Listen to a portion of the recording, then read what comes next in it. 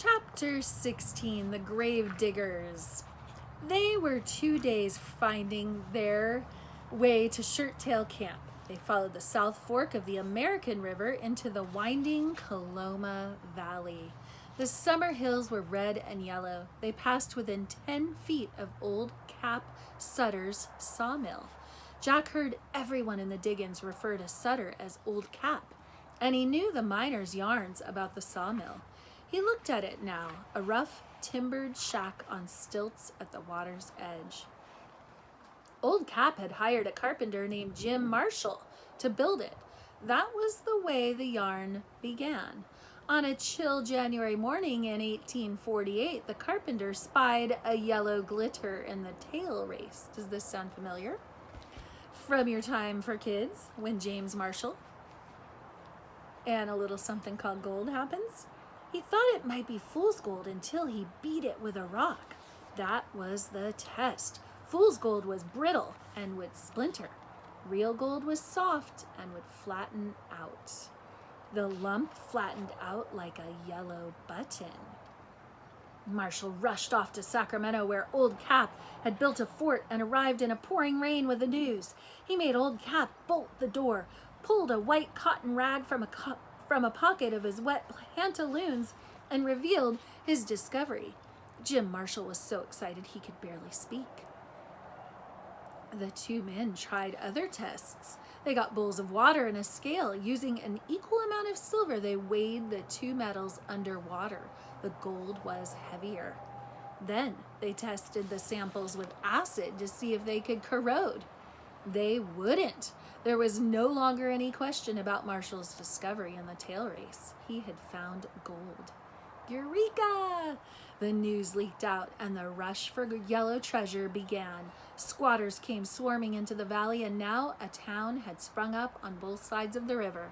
Jack had never seen so many long toms and rockers in his life. The Miwok people live in the Coloma Valley, and this would be the beginning of the end of their beautiful life. So remember Evalia's mama Karen sharing the Miwok slideshow with us at our Google Meet? You can imagine how their life is changing with the gold rush. Is this the way to Shirttail Camp? Praiseworthy asked, a miner standing knee-deep in water and mud. Just follow the river. If you hurry, you might get there in time for the hanging. A lot of the boys has taken the day off for the festivities. Praiseworthy shrugged. We're in no hurry, my partner and I. It's that dentist fella. They caught him trying to run off on a stolen horse. Praiseworthy and Jack exchanged a quick glance.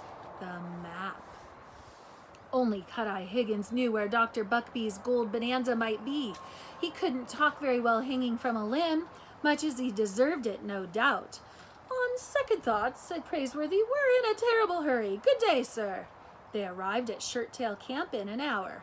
It was a dusty village of round tents and square tents and plank shack roofs with pine boughs. There, said Jack. There he is.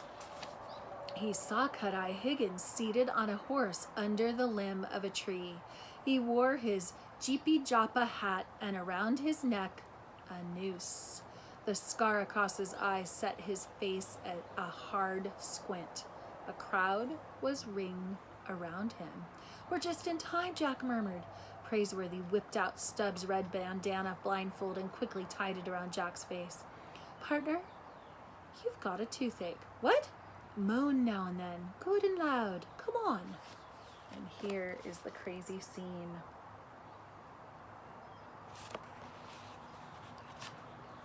And as always, Praiseworthy has a plan. Jack gulped and followed Praiseworthy through the crowd. A paunchy man with a curly fringe of whiskers from ear to ear seemed to be in charge of festivities. Doc, he was saying, you know the verdict of the jury. As justice of the peace of Shirttail Camp, I'll see you get a good burying as befits a professional man such as yourself.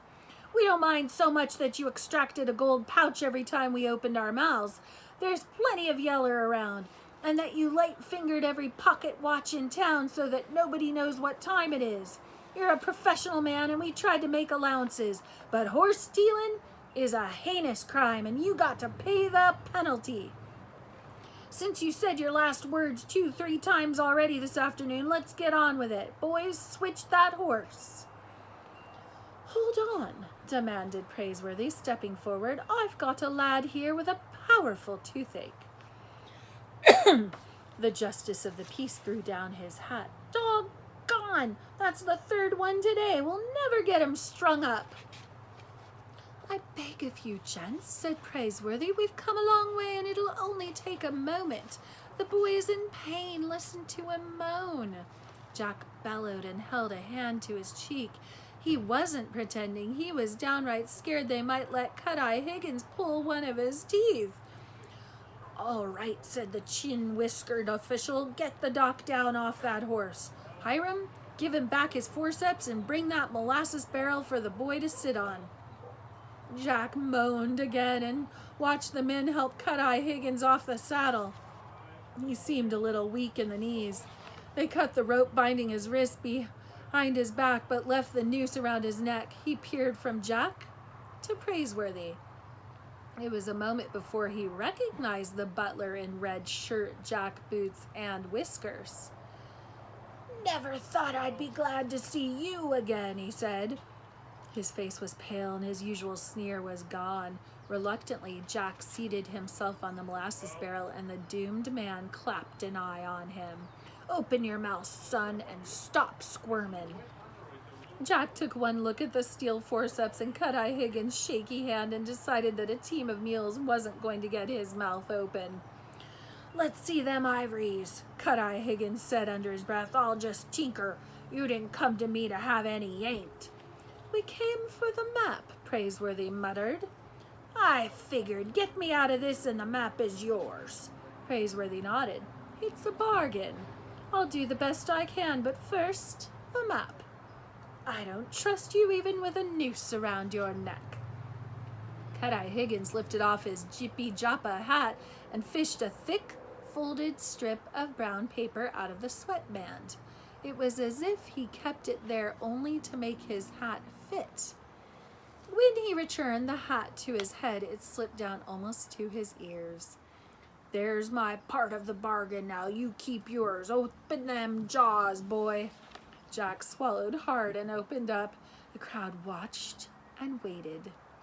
Cut-Eye Higgins wiped the forceps on his sleeve and set to work. Praiseworthy opened up the folds of brown paper, studied the markings, and within seconds he saw that the foxy scoundrel had outfoxed him again. The map